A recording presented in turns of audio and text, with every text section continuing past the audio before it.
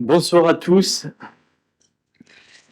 Content de vous retrouver après la pause estivale. Bonjour au public qui nous font l'honneur de leur présence. Bonjour également à ceux qui nous suivent sur les réseaux sociaux, sachant que j'ai cru comprendre qu'on a un problème technique qui n'est pas de notre fait d'ailleurs. Ils peuvent nous entendre mais pas nous voir. Donc voilà. Alors, peut-être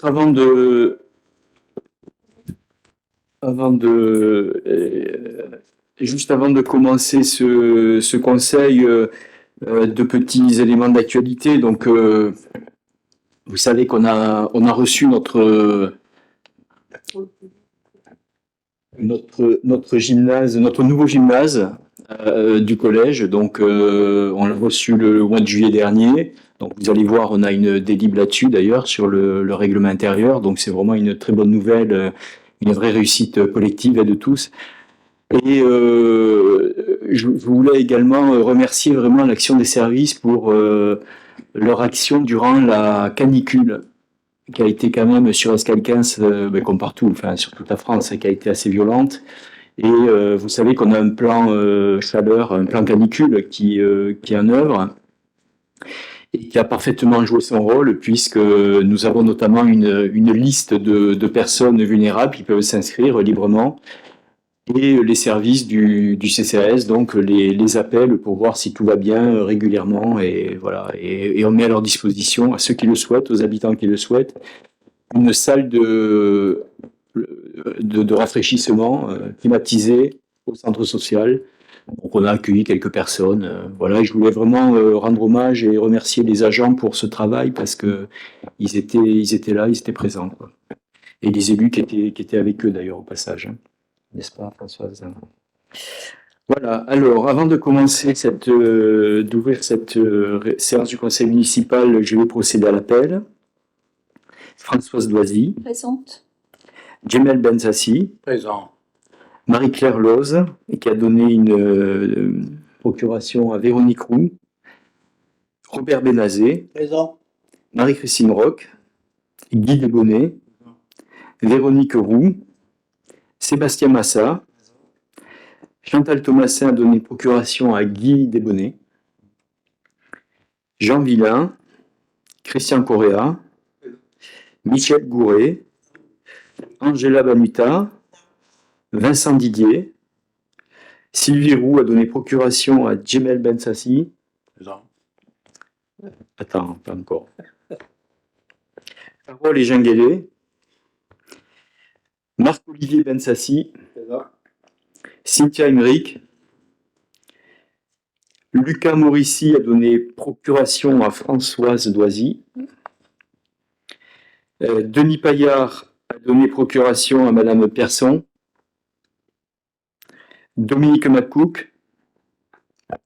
Yacine Lala. Pas de procuration? D'accord. D'accord. Olivier Delmas. Laurence Large. Sandrine Agudbosc a donné procuration à Jean-Michel Garcia. Jean-Michel Garcia. Corinne Morissi. Procuration Michel Gouret et Hélène Pierson. Très bien, donc nous pouvons délibérer, la séance est ouverte. On doit désigner un secrétaire de séance ou une secrétaire. La dernière fois, c'était le groupe, c'était Laurence, donc c'est autour de nous, je crois, je pense. Ou c'est le vôtre? Oui, c'est ça. Ah oui, c'est vrai. Donc, qui souhaite, qui fait le secrétariat de séance Marc-Olivier Bensassi.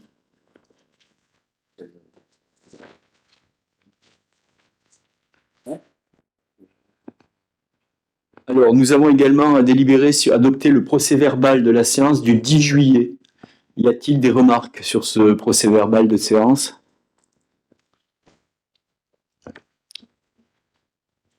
Donc, qui est contre? Qui s'abstient? Donc, adopté à l'unanimité. Ensuite, le document qui vous a été remis dans le dossier, le document suivant concerne les décisions donc, prises par le maire en application de la délibération du 23 juillet 2020. Donc 4 décisions. Y a-t-il des questions sur ces décisions? Oui, Madame Acouk. Les dalles de moquette que vous avez acquises pour le gymnase, elles sont destinées à quel type de manifestation en fait? En fait, elles sont destinées à toutes les manifestations, puisque vous savez que le gymnase est mis à disposition de toutes les associations d'Escale 15. Donc lorsqu'il y aura des activités, on va dire, qui ne sont pas compatibles avec l'usage du parquet normal, qui est les jeux de ballon, etc. Donc les dalles visent à protéger le parquet, tout simplement. Donc je sais pas, moi ça peut être... oui, voilà, enfin, je sais pas, un bal, de la danse, je sais pas quoi. Enfin, oui, voilà, n'importe quelle manifestation en fait, dès lors que elle n'est pas compatible avec la protection du parquet. D'autres questions? C'est bon? Donc c'est une information, donc pas de vote sur ce document. Délibération numéro 1. Donc il s'agit de désigner un référent déontologique pour la collectivité. Donc, vous savez qu'en application du Code général des collectivités territoriales, les collectivités, communes, syndicats mixtes, etc., ont l'obligation de désigner un référent déontologique pour les élus locaux. La fonction de ce référent, c'est d'apporter des réponses aux élus des collectivités dans tout ce qui touche le champ de la déontologie. Donc, en cas pour vérifier si, par exemple, un élu est en situation de conflit d'intérêt ou pourrait venir à l'être, il peut interroger ce référent qui lui apportera une réponse. Donc, évidemment, ces référents doivent être indépendants et impartiaux, sont soumis au secret professionnel et à la discrétion. Ils ne doivent pas être élus dans la collectivité, ils ne doivent pas être un de ses agents, et ils doivent évidemment pas se trouver en situation de conflit d'intérêt avec elle. Par exemple, je sais pas, un fournisseur de la collectivité ne pourrait pas être référent déontologique. Donc, ce référent est désigné par délibération du conseil municipal, et on a la possibilité, donc le Code général des collectivités territoriales donne la possibilité aux communes de mutualiser cette fonction. Donc nous vous proposons de nous appuyer sur le service mis en place par l'ATD, l'agence du département, technique du département, et de désigner 3 de ces agents qui sont des agents du service juridique de l'ATD pour assurer ces fonctions. Cette désignation n'entraînera aucun coût supplémentaire pour la collectivité. Elle est neutre sur le plan budgétaire puisque tous les coûts sont pris en charge par l'ATD.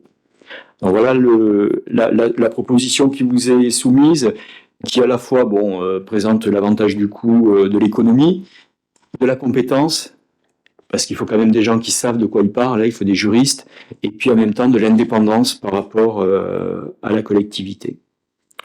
Voilà le sens de la délibération qui vous est soumise. Y a-t-il des questions là-dessus?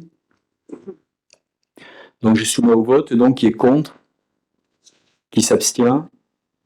Donc adopté à l'unanimité. Merci beaucoup.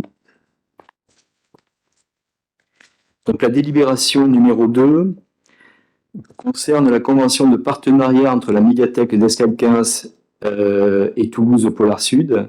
Donc dans le cadre du partenariat qui nous lie avec la médiathèque de la Beige, vous savez que nous avons chaque médiathèque en fait s'engage à organiser et accueillir une manifestation chacune à tour de rôle, donc pour le festival Terre d'ailleurs et Toulouse Polar Sud.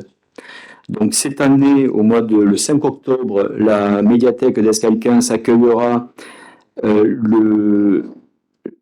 organisera une rencontre dédicace avec l'autrice Céline Dangean, donc dans le cadre du festival Polar Sud. Et donc pour cela, il est nécessaire de signer une convention au terme de laquelle la médiathèque met à disposition les locaux, prend en charge les frais de déplacement de l'autrice, des frais de repas également, et puis s'engage à organiser la petite manifestation. Voilà, c'est assez traditionnel puisque c'est une manifestation qui existe depuis de nombreuses années sur Escale 15. Y a-t-il des questions? Donc, je vous propose de passer au vote. Donc, qui est contre? Qui s'abstient? Donc, adopté à l'unanimité. Merci. Alors ensuite, nous vous souhaitons une délibération qui acte une convention pour m'autoriser en fait à signer une convention de partenariat entre la ville d'Escalquens et le comité des fêtes d'Escalquens,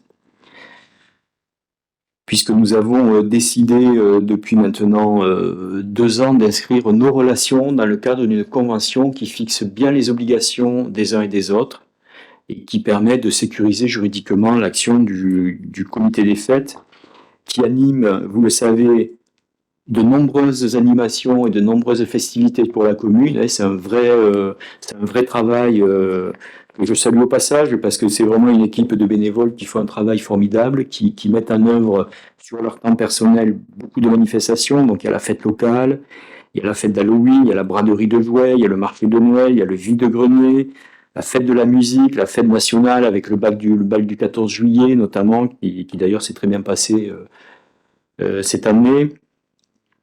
Et donc, la ville d'Escalquens donc, souhaite appuyer cette action en donnant les moyens vraiment au comité des fêtes de pouvoir exercer son activité dans de bonnes conditions.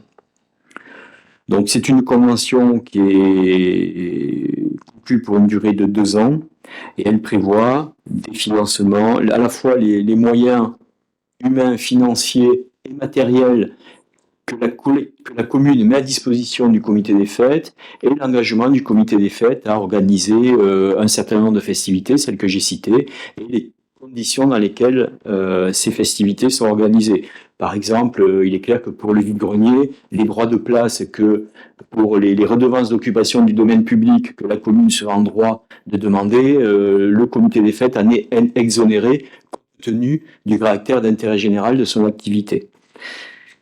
Voilà, donc sur la subvention, il avait été acté pour cette année une subvention de 8 000 euros, hein, qui a été en augmentation, qui a été augmentée de 1 500 euros par rapport aux années précédentes.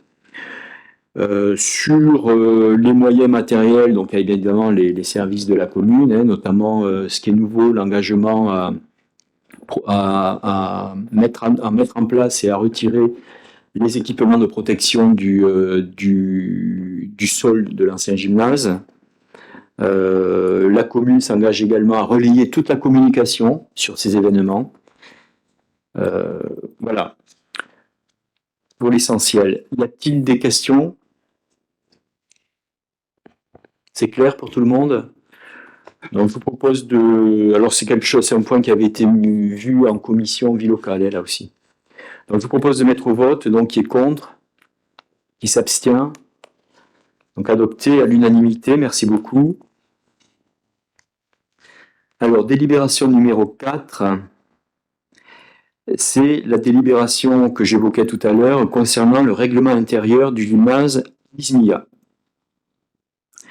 Donc, comme je vous l'ai dit, la réception a été faite le 18 juillet dernier.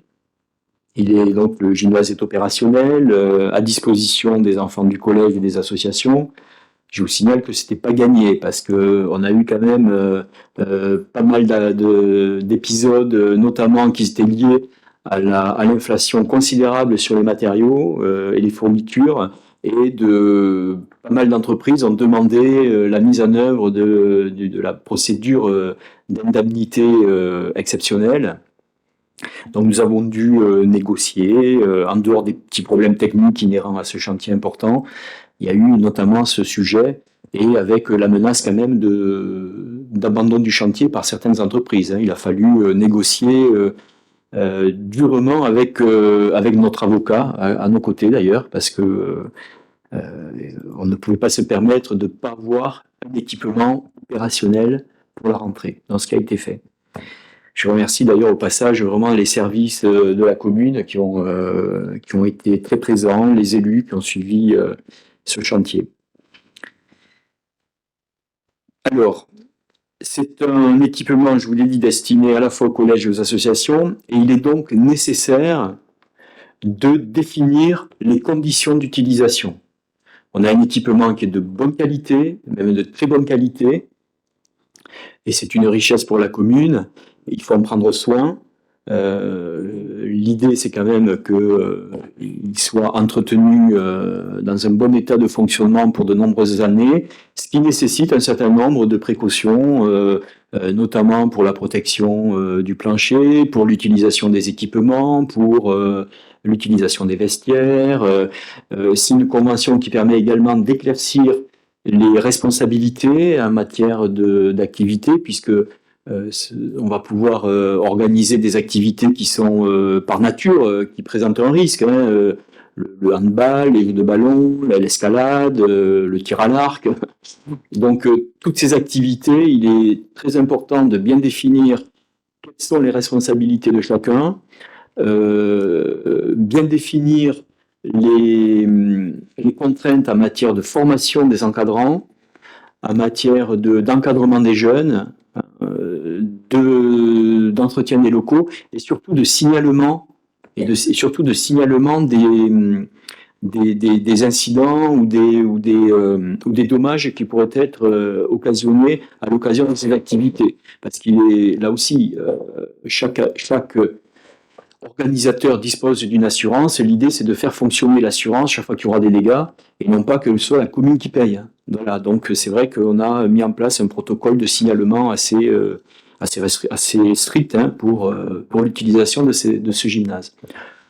Voilà, donc cette convention, ce projet de convention a été, je ne m'y étends pas plus parce qu'il a été présenté en commission bilocale. On a pu en discuter. Y a-t-il des questions ou des remarques sur le contenu de cette convention? Alors, oui, Madame Large.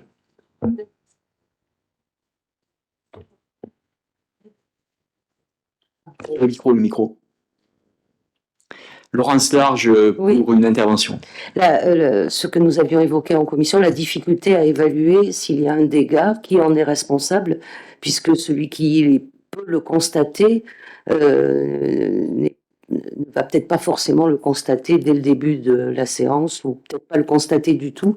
Donc voilà, il va falloir trancher et arbitrer, et ça va pas être facile. Oui, alors vous avez effectivement, on avait évoqué ce sujet. L'idée, c'est qu'il y ait un protocole de signalement au plus tôt possible. Bien évidemment, une fois que le signalement est fait, il y a un dialogue qui s'engage, il y a une petite enquête, entre guillemets, et il faut l'appliquer comme tout protocole, il faut l'appliquer avec intelligence. Pour autant, il faut quand même l'afficher, l'appliquer, parce que sinon, on ne tient plus rien. Voilà, je vous propose de mettre au... Oui, Madame Aklouk. Ça n'a rien à voir avec le règlement intérieur que j'ai lu. C'est simplement pour vous signaler que dans la terre de remblai qui a été mise autour du gymnase, j'ai noté qu'il y avait du datura, qui est une plante invasive et toxique dans certains endroits. Donc à vérifier avec les services espaces verts, parce que je l'ai vu en passant hier. Donc voilà.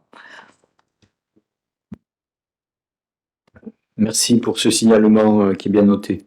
Donc, je vous propose de mettre au vote. Alors, qui est contre? Qui s'abstient? Adopté à l'unanimité. Merci beaucoup.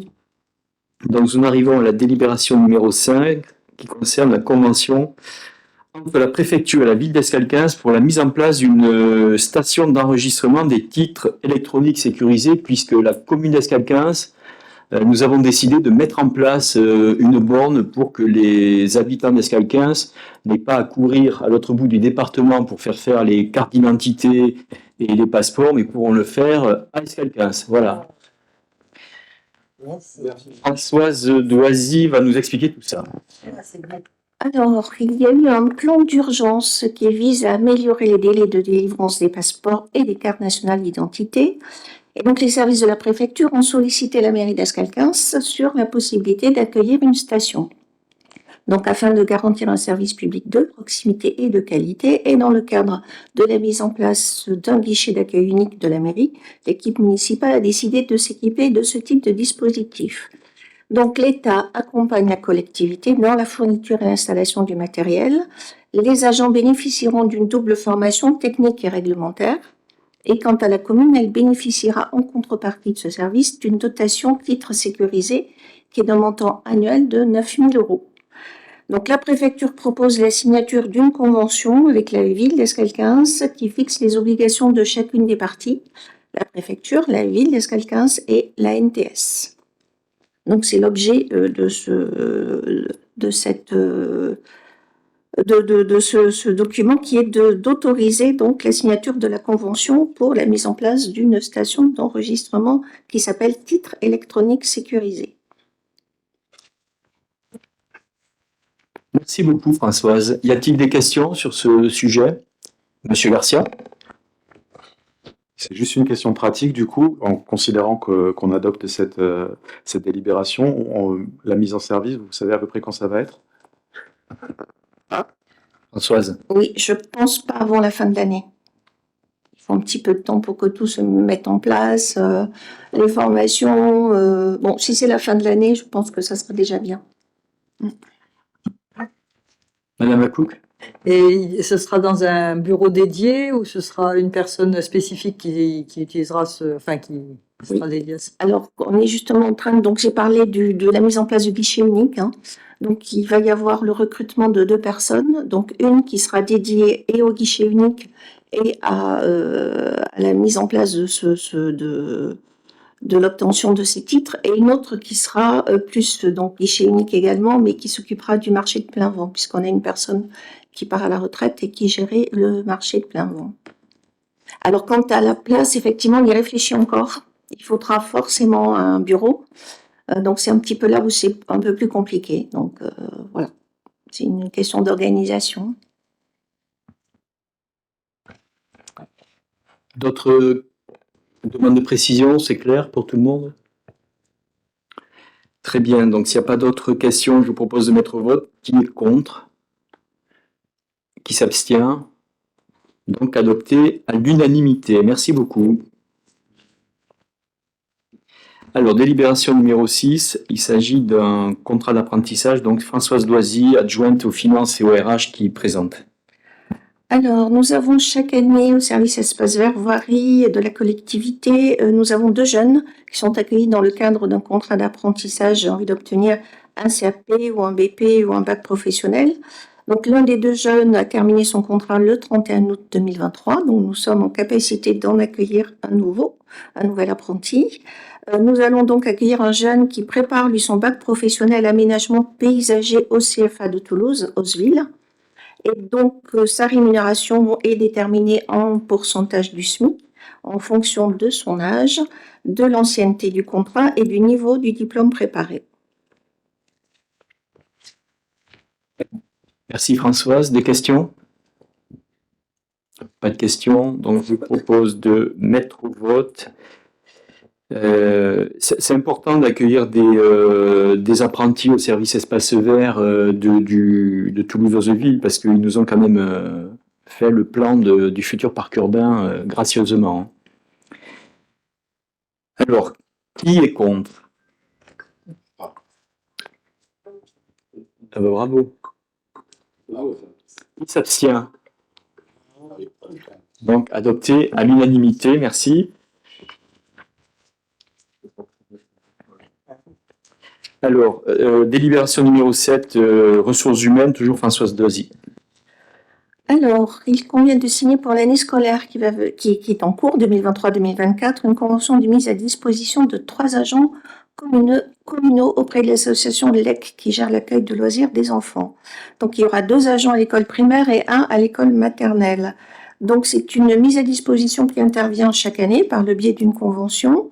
La nouveauté cette année, c'est que, en plus des 2 animateurs municipaux qui étaient mis à disposition à l'élémentaire, il y en a un nouveau qui sera mis à disposition de l'école maternelle. Donc, c'est un agent qui est formé en animation, qui est titulaire du BAFA, qui interviendra sur tous les temps d'accueil de la laïe maternelle. Donc, les modifications ou des conditions du marché feront l'objet d'un avenant spécifique. Merci beaucoup Françoise. Y a-t-il des questions? Pas de questions? Alors, je propose de passer au vote. Qui est contre? Qui s'abstient? Donc, adopté à l'unanimité. Merci beaucoup. Alors, modification du tableau des emplois permanents, délibération numéro 8, Françoise Doisy. Alors là, il vous est proposé de modifier le tableau et de supprimer un emploi de catégorie C que nous avions créé. Alors ce sont des emplois non permanents. Et nous avions créé cet emploi uniquement à temps complet. Donc l'idée, c'est d'en créer un autre à temps complet ou temps non complet, et donc de supprimer le premier pour que ce soit équilibré. Donc le but, c'est de faire face à un accroissement temporaire d'activité au sein du service communication vie associative, et donc de pouvoir recruter un agent contractuel à temps non complet pour 28 heures. Merci. Y a-t-il des questions? Pas de questions. Je propose de passer au vote. Qui est contre? Qui s'abstient? Donc adopté à l'unanimité. Merci.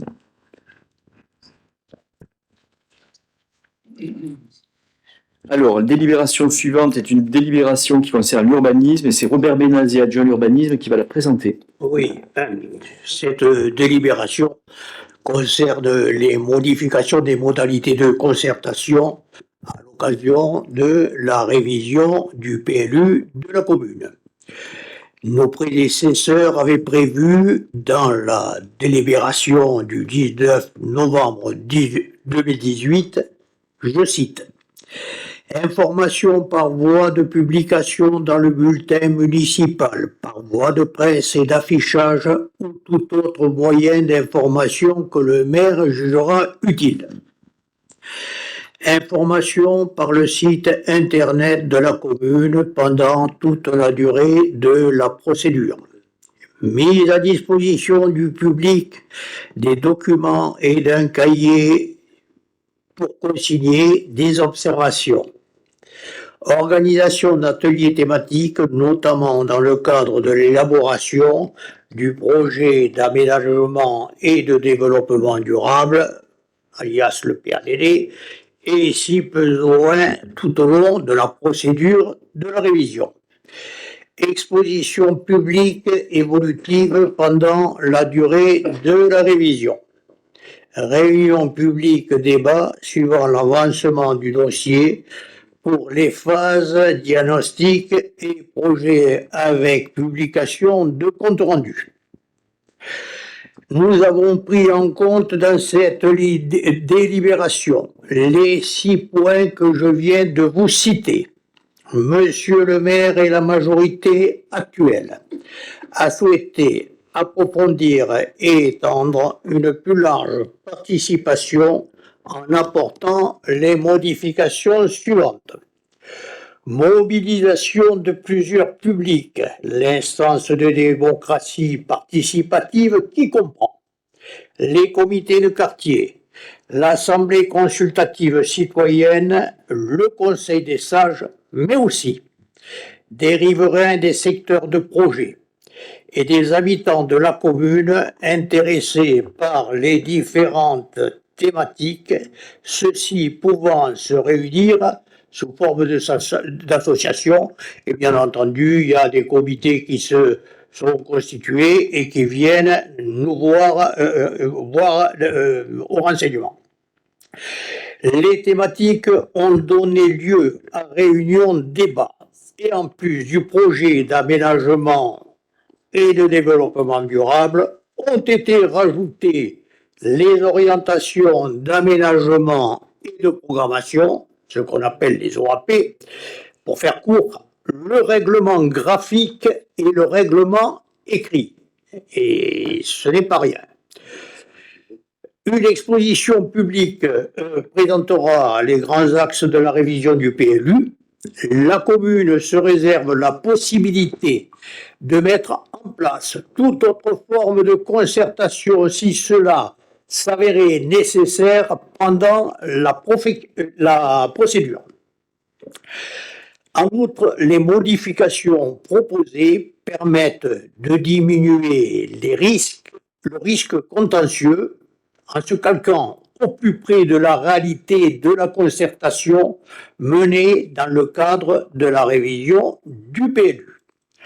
Enfin, cette modification permet d'affermir la légitimité des orientations du PLU qui sera présenté au service de l'État en faisant la démonstration d'une démarche participative poussée. Je rappelle que cette délibération a été débattue en commission technique urbanisme et environnement du mercredi 30 août 2023, ainsi que les délibérations présentées par Guy Desmonnets. Voilà. Merci beaucoup, Robert. Y a-t-il des questions sur ce projet de délibération? Monsieur Delmas? Oui, moi j'ai une question. J'ai du mal à comprendre ce que cette délibération apporte en fait.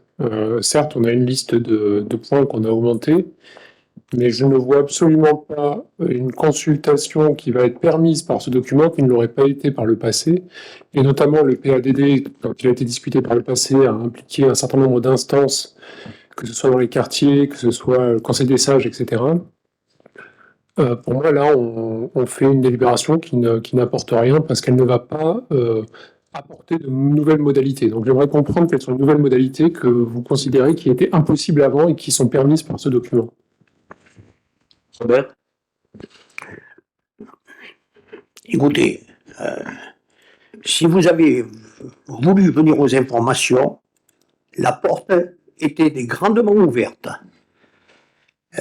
Dans la de quoi? Non, mais réponds. Oui. Après, bon, tout le monde a participé, y compris tous les habitants de la commune. Bon, après, libre à vous de critiquer finalement. Si, pour compléter ce que dit Robert, en fait, alors c'est une délibération qui nous a été suggérée par notamment le SICOVAL pour sécuriser juridiquement le processus. Alors vous avez raison, l'ancienne délibération était déjà assez complète. Pour autant, on a quand même mis en place de nouvelles, il y a eu de nouvelles choses qui ont été faites. On pourrait que, bon voilà, dans le cas d'un recours, vous savez, un PLU, il faut vraiment tout sécuriser parce qu'il peut y avoir des recours, hein. Et dans le cas d'un recours, on ne veut pas laisser la moindre accroche à une contestation. Par exemple, quand on reçoit, je sais pas, des comités de riverains, quand on organise la consultation sur le centre-ville, par exemple, où il y avait quand même des modalités particulières qui n'étaient pas forcément évoquées au début. Là, au moins, on est sûr d'être parfaitement en adéquation. C'est vraiment une délibération de sécurisation juridique, voilà, en anticipation d'éventuels contentieux. Il ne faut pas y voir autre chose, hein, il n'y a pas de... Voilà. Pas de révélation. Madame Acook? Oui, je vois qu'il y a publication des comptes rendus. Je voulais savoir s'il y avait un espace dédié sur le site de la mairie pour que tous les gens qui ne font pas partie des associations concertées puissent savoir où on en est, parce qu'à ma connaissance, pour l'instant, je n'ai rien vu. De la même manière, on n'a pas eu tous les comptes rendus des OAP, notamment celle des Capitouls, par exemple. Et on a eu aussi que des relevés de décision pour certaines OAP auxquelles j'ai participé, qui ne sont pas, à mon sens, quelque chose qui fait état d'une concertation, mais simplement d'une décision d'une majorité. Or, je pense que si on veut la clarté des débats et la transparence, il faut aller beaucoup plus loin dans le compte-rendu et dans la mise à disposition du public de ce qui se dit dans ces instances-là, puisque tout le monde ne peut pas y participer. Alors, si, fondamentalement, tout le monde peut y participer. Après, sur les comptes rendus eux-mêmes, alors moi je vous rejoins, il faut que chaque réunion puisse faire l'objet d'un compte rendu. Alors après, un compte rendu, qu'est-ce qu'on entend par là? Si c'est pour avoir une minute des débats et un relevé de tout ce qui a été dit, non, parce que c'est trop lourd à mettre en œuvre. Et c'est vrai que nous, le choix que nous avons fait, c'est d'avoir un relevé de décision, parce que au fond, ce qui compte, c'est les décisions qui ont été actées. Enfin, alors, après, sur la publication sur le site, je me tourne vers les services. On les a publiés ou pas? Ça, sur ce qui a été arrêté, ce qui a fait consensus. Après, les contrats Bon, on va, on va regarder ce point. Honnêtement, là, je peux pas vous dire ce soir où c'est qu'on en est dans la publication sur le site, mais effectivement, c'est une suggestion qu'on retient bien volontiers. On les fait repasser, les comptes rendus. Non, non, il faut les publier. C'est des documents qui sont publics. Il y a pas de souci.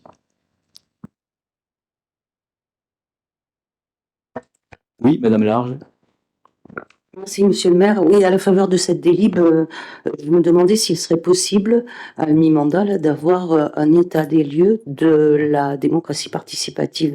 Je me souviens de sa présentation quant à la forme qu'elle allait prendre lors des premiers conseils municipaux du mandat, et voir ce qu'il en est aujourd'hui, comment les diverses instances se combinent entre elles. Voilà. Ok, bon, je retiens l'idée, c'est un peu en marge de cette délibération, mais on pourra en discuter effectivement, soit en commission, soit ici. Enfin. Alors, sur la délibération elle-même, y a-t-il d'autres questions? Oui, Michel Goré. Sur le PLU, pour avoir assisté à la première réunion qu'on a faite, c'était peut-être une réunion de présentation et autres. Moi, je suis pas un grand technicien de toute cette partie-là. Donc, il faut vraiment s'intéresser au sujet. Même si on fait des comptes rendus et autres, il faut venir aux réunions. Les personnes du SICOVAL qui présentent les documents, expliquent, font de la pédagogie, mais également font condenser des documents pour que tout le monde puisse comprendre. Donc je pense qu'il est évident qu'il faut participer à ces réunions. Il faut que tous les élus, donc, que vous veniez à ces réunions pour être moteur et qu'on puisse avancer sur ces sujets. Mais il faut vraiment participer parce que c'est très technique et il y a beaucoup de termes, il y a beaucoup de choses juridiques, il y a beaucoup de choses, donc il faut s'y intéresser. Voilà. Merci Michel. Effectivement, il y a un gros investissement intellectuel. Moi, quand même, je voulais dire qu'en matière de concertation sur ce sujet du PLU, qui est un sujet important, hein, je crois qu'on a pris le temps de la concertation.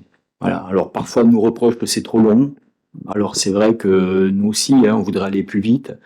Mais je crois que c'est pas du temps perdu de multiplier sur le centre-ville. C'est vrai qu'on a mis en place un débat avec une exposition permanente, avec des réunions publiques, des maquettes, etc. Sur les OAP, systématiquement, on a fait des réunions de concertation. Chaque fois que les comités de riverains se sont interrogés, nous les avons reçus, parfois plusieurs reprises. Je veux dire, sur le règlement, on a encore eu une réunion avant l'été, hein, où on a soumis aux membres du COPIL un projet.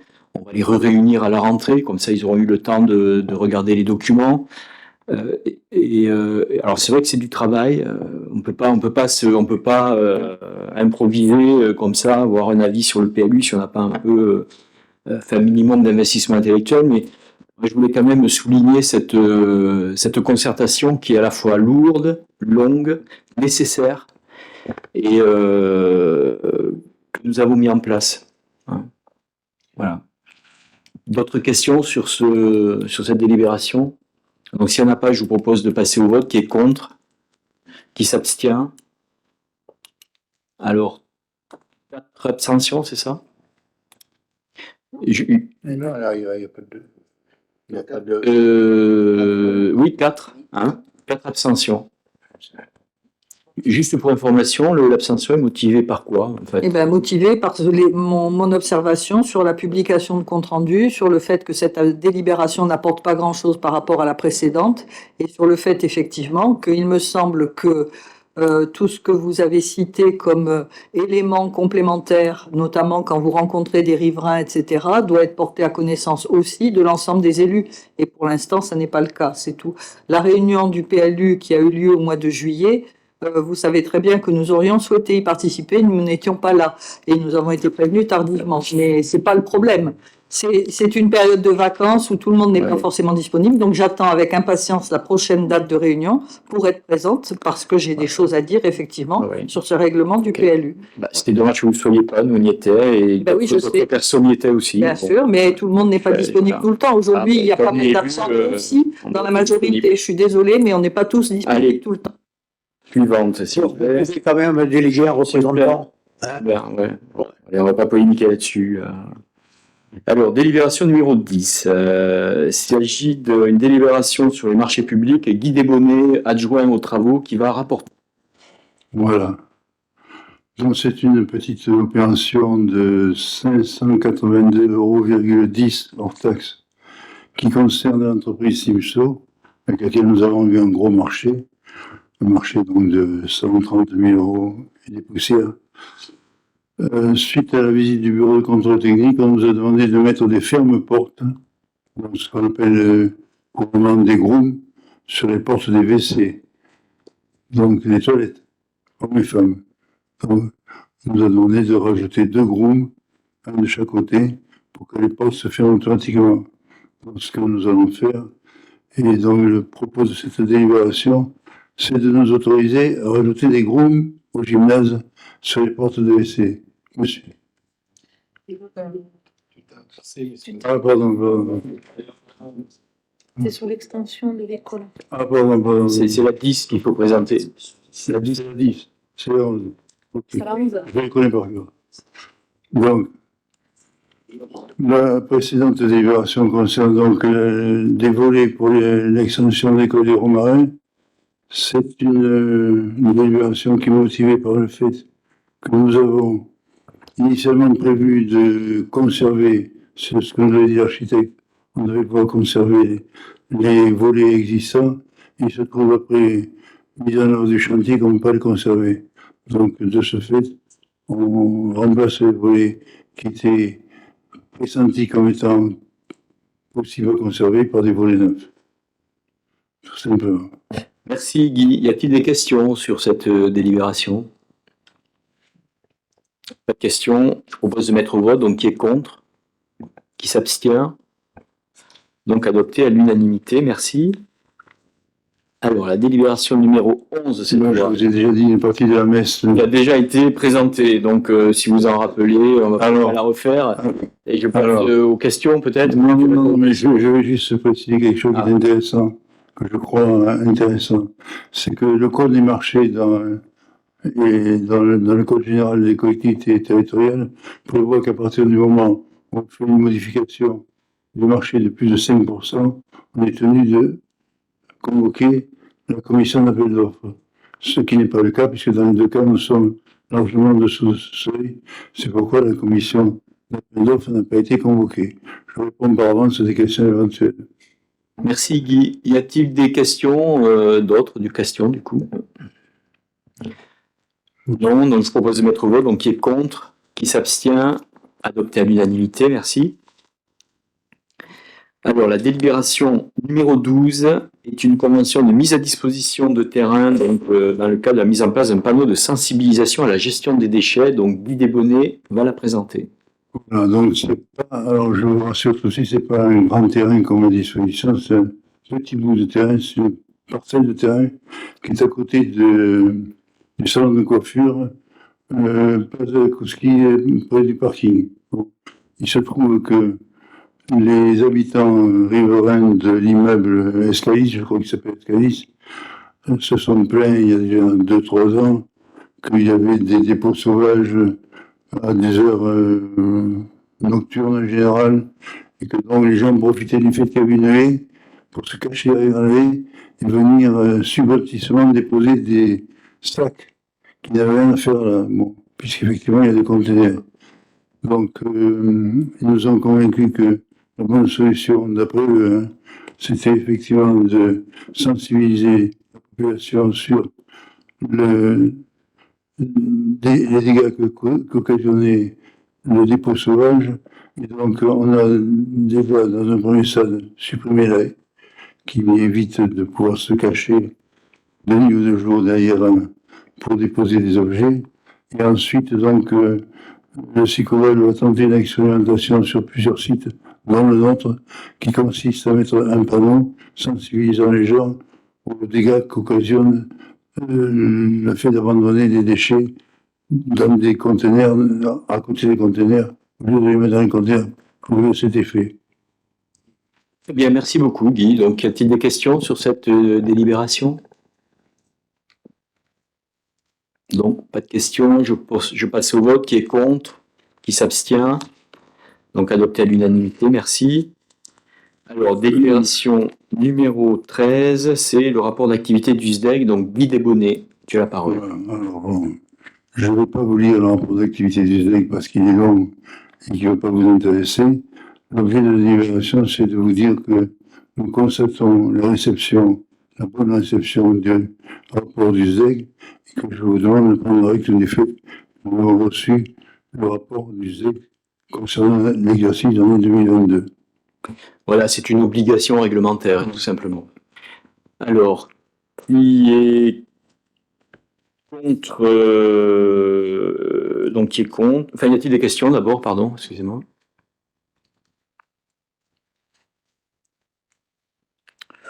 Donc, s'il n'y a pas de questions, donc, qui est contre le fait de prendre acte de la communication de ce rapport?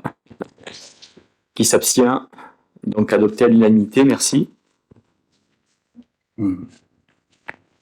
J'ai oublié. Alors, délibération numéro 14, c'est les travaux d'aménagement sur la RD 94, donc Guy Desbonnets. D'accord. Ça, il faut que je le trouve. J'y pas encore. Parce que par moment, ça bloque. Je suis désolé, mais. Non, je sais, mais. L'Internet qui bloque. Bon, je le connais quand même, c'est pas un problème. Nous avons, à la suite de nombreuses demandes des habitants qui se plaignent des excès de vitesse sur la commune, c'est un lieu commun, tout le monde le sait, c'est un fléau qu'on constate un peu partout. On essaie de prendre des mesures non pas coercitives mais dissuasives. C'est le cas de ce qu'on va essayer de faire, de mettre en place sur la Villa Caprice, qui est une avenue qui est très longue, fait 1 kilomètre de long à peu près, et toute bien droite, avec un bon roulement, et dont les gens ont tendance à rouler excessivement vite. On a constaté, après avoir fait des mesures avec des radars, des vitesses qui sont très élevées. Donc, nous allons mettre en place ce qu'on appelle des coussins lyonnais, au nombre de 6, répartis sur l'ensemble du ruban que représente la Villa Caprice. Alors, l'objectif est de faire en sorte que ce soit à la fois dissuasif pour ceux qui roulent trop vite, mais que ce ne soit pas contraignant pour les habitants et donc ça ne génère pas de bruit parasite. Donc on a choisi, je pense, avec une certaine sélectivité les lieux dans lesquels on va implanter ces coussins. Et donc, à la demande de M. le maire, nous allons faire une concertation d'information pour expliquer notre projet et éventuellement recueillir des remarques des gens qui sont concernés. Merci Guy. Y a-t-il des questions? Ah ouais. Pas de questions. Je mets au vote. Ah, pardon. Oui, il y a eu. Non. Alors, qui est contre? Qui s'abstient? Donc, adopté à l'unanimité. Merci beaucoup. Alors, délibération numéro 15 qui va être présentée par Véronique Roux, adjointe aux affaires scolaires. Véronique, tu as la parole. Merci. Micro. Merci, Jean. Alors, donc, depuis plusieurs années, nous avons créé la commune a créé un lien avec l'université de Toulouse-Capitole, et nous permettant de récupérer du matériel informatique dans le cadre du renouvellement de leurs équipements. Il y a eu des modifications juridiques qui font que ce don direct à la commune n'est plus accordé. Donc, pour autant, les responsables de l'université et les élus également restent convaincus de l'intérêt de pouvoir faire bénéficier les élèves de ce matériel de qualité. Les 2 associations de parents d'élèves sont venues en soutien à cette démarche et étaient prêts donc à effectuer la demande en leur nom. Pour cette année, ce qui a été fait, donc, c'est l'API qui a finalisé ces démarches. Et l'année prochaine, ces démarches pourront être renouvelées par la FCPE. Ces démarches ont permis donc l'octroi de 23 PC fixes ainsi que de 6 PC portables. Ce matériel doit être intégré au patrimoine communal pour permettre réglementairement aux services informatiques d'en assurer l'installation et la maintenance. L'API souhaite faire donc de l'intégralité de ce matériel à la ville d'Escales 15 pour qu'il soit affecté aux écoles en faveur des élèves et des enseignants.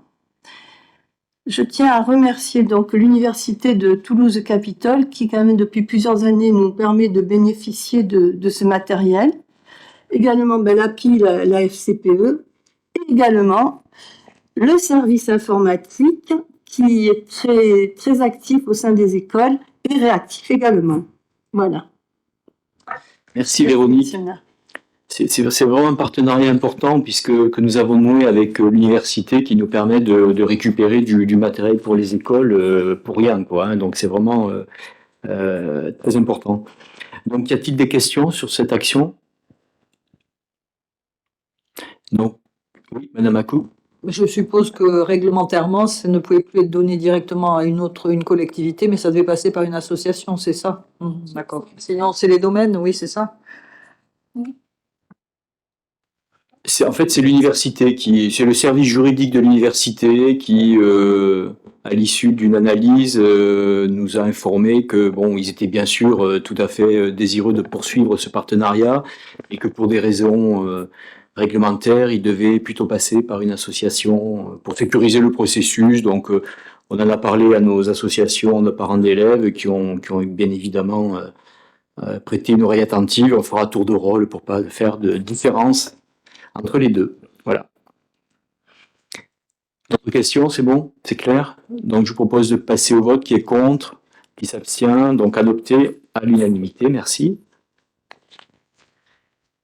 Alors, délibération numéro 16, donc c'est la vente d'un véhicule de la commune et c'est Marc-Olivier Bensassi, donc conseiller délégué au service technique qui va nous en parler.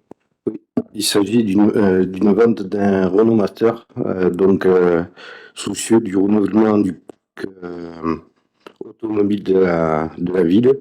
On peut le constater sur la délibération quand même. Ce partenaire, il était de 1999 quand même, donc 25 ans. Bon, voilà, donc on a renouvelé, on a changé de véhicule et donc la mise à prix était de 800 € aux enchères. Et on a aperçu une somme de 4 711 €, donc c'est qu'on l'a bien vendu, quoi. Voilà. Je vous prie, mes chers collègues, d'adopter la délibération suivante. Merci Marc-Olivier. Des questions sur cette vente du véhicule qui a été bien vendu du coup? Bravo. Oui, Madame Pierson. En fait, c'est pas une question, c'est une phrase qui m'a interpellée. Puisqu'il est écrit un mail a été donc afin de respecter les règles de publicité et de mise en concurrence garantissant l'accès des ventes aux biens publics. Je m'interroge, mais soit un mail a été envoyé à l'ensemble du personnel du mairie, au CCAS ainsi qu'à la liste de la majorité. Sentons-nous le poney ou bien? Alors, je sais pas, Marc-Olivier, tu as une réponse là-dessus? J'avoue que j'ai pas. Alors là, peut-être que... Je sais pas, Madame la directrice générale des services.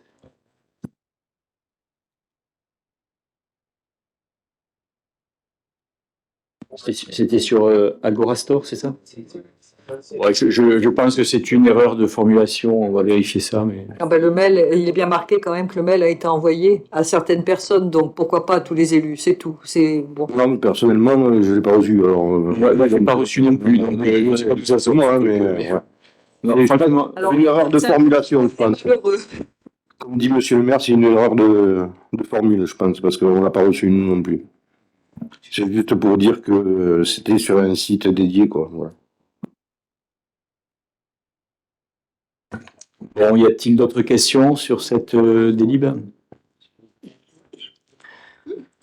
Donc, je passe au vote. Donc, qui est contre? Qui s'abstient? Donc, adopté à l'unanimité. Merci.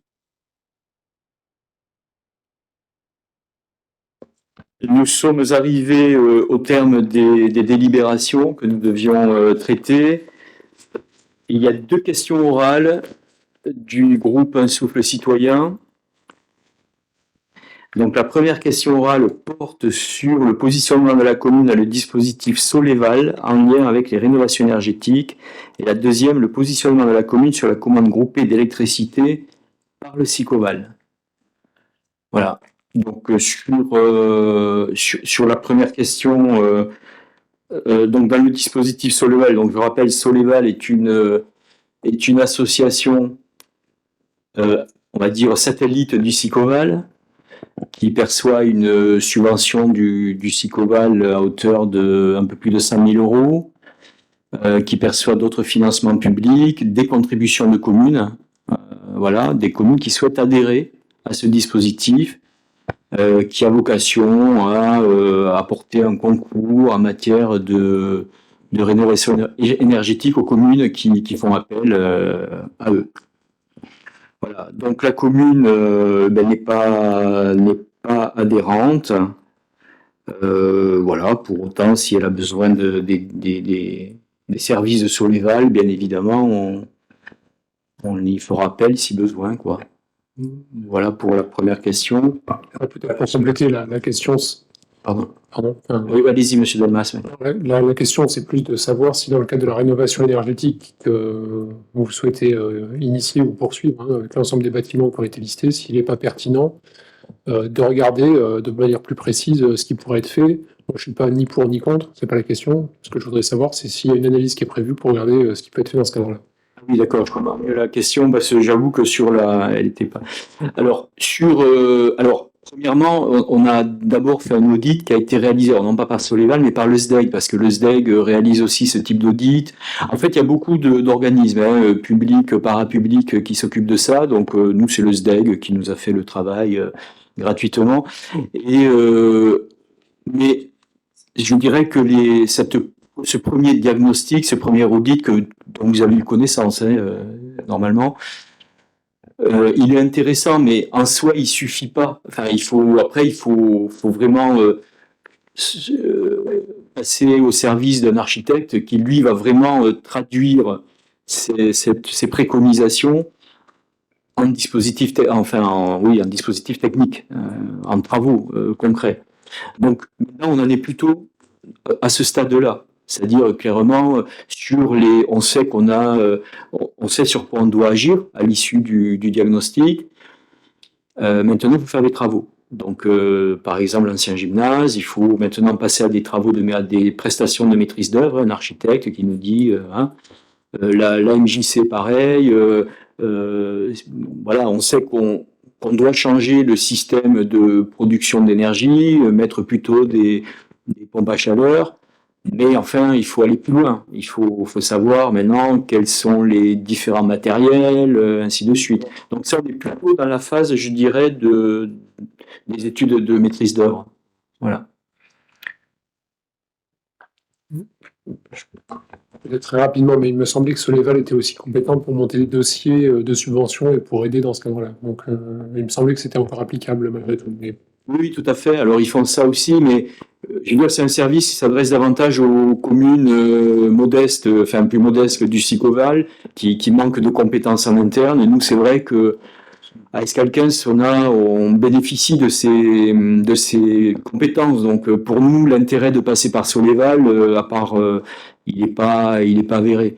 Ce qui pose la question d'ailleurs du financement de Soleval, hein, parce qu'au début, je pensais que c'était un peu parce que l'adhésion repose sur une cotisation en fonction de la population, c'est-à-dire c'est 1 euro et quelques par habitant.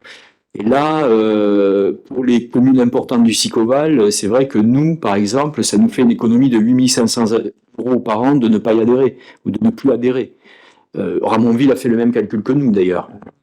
Parce que, même s'il y a une question de solidarité, mais ça veut dire que les grandes communes payent 2 fois quelque part.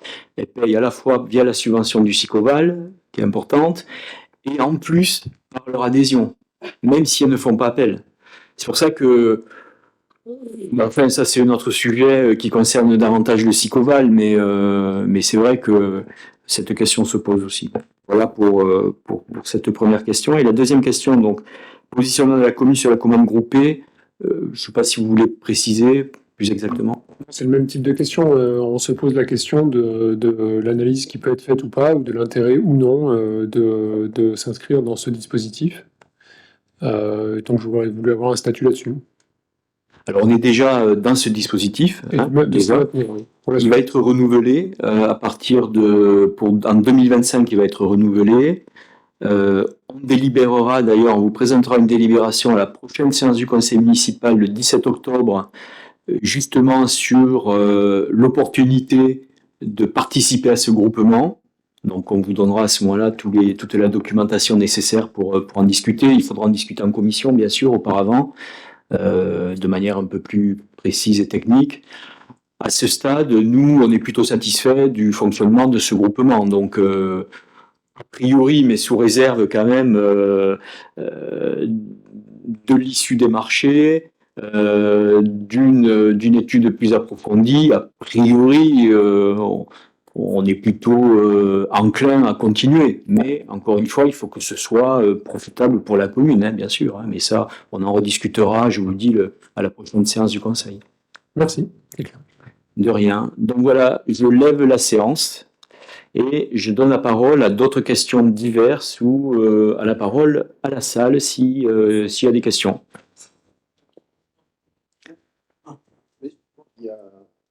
Il y a Guy qui voulait aussi. Alors, on va peut-être, on va laisser la parole à Monsieur Massardier, puis après, Guy, je te passe la parole si tu le souhaites. Monsieur Massardier pour PLU Harmonieux. Non. Ah non, pardon, oui, oui, effectivement, pour Rallumons l'étoile, pardon.